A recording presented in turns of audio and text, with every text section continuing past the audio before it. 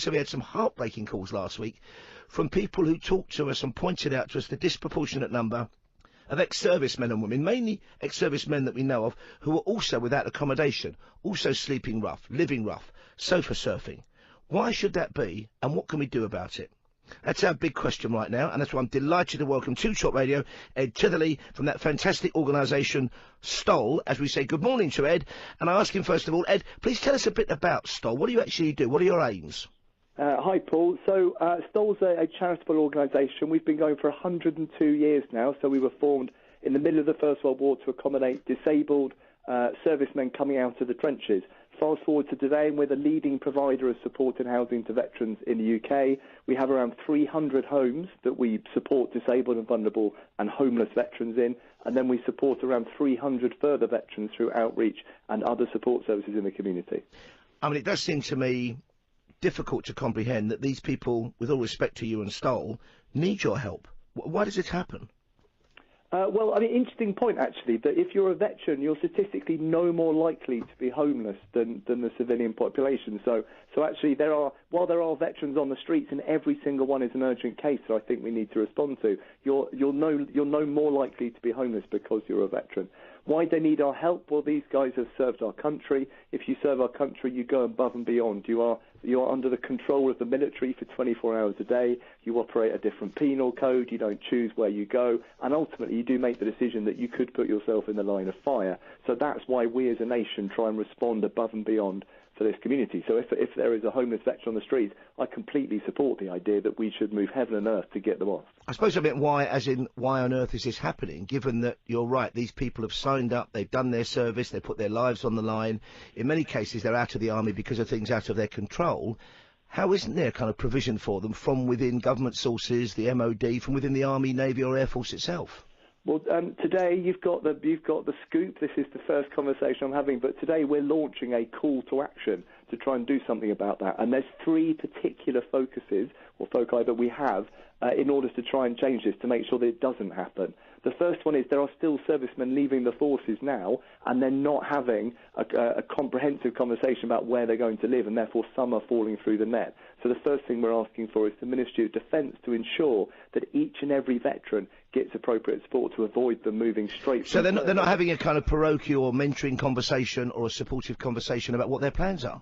Exactly. There are some who do, but there are still some who slip through the net, and that's a problem. So we're just trying to make sure that doesn't happen.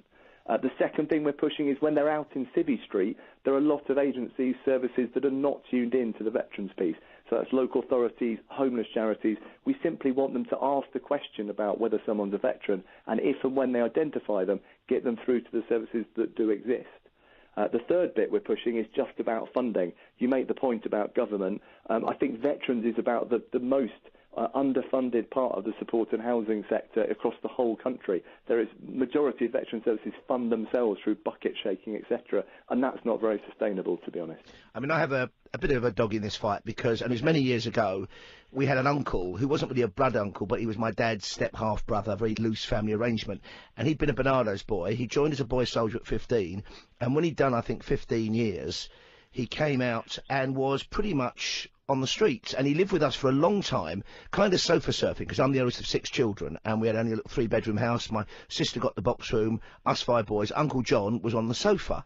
And it took about 18 months, 2 years for him not just to sort out, he got a job quite quickly, and he was a grafter, and he had skills, but for him to make the adjustment between being in effectively an institution, albeit mainly a benign one, the army, and then having to fend pretty much for himself. Is that what you might address through your first point about having that long conversation about what your plans are when you leave the forces?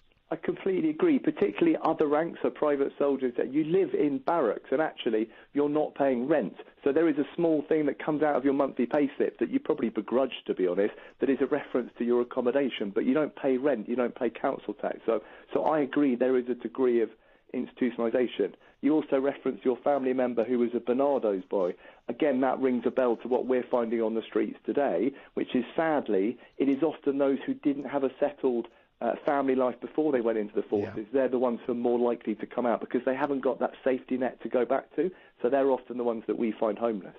I mean, the other side of this, I suppose, is, and why we like to think we're a compassionate society, we haven't got a bottomless pit of support or money or reserves to provide people with housing or accommodation. So they have the kind of point system. And from the homeless people I've spoken to who say they're in the services, got no reason to doubt them, many of those are without families and certainly without children. So that means when it comes often to getting sheltered accommodation, getting on council lists, they are very low down the pecking order because they're just single blokes mainly.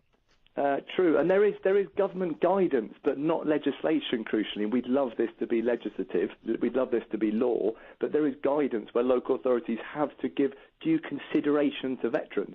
But due consideration can mean putting a leaflet in their reception. Yeah. It doesn't mean they house them. And we're really pushing to say, actually, local authorities step up here.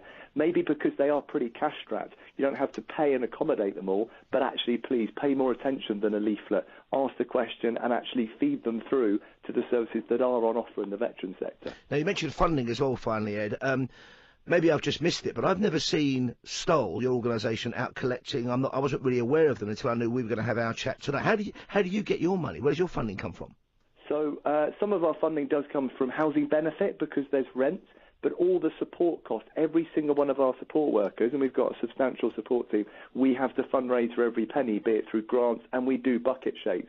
But I agree, because we're a relatively small charity, we struggle to make our voice heard out in the public domain. So it is a big push. We have to put a shift in to raise those funds. But it is about bucket shakes and sponsorship and all those things. They all really do count.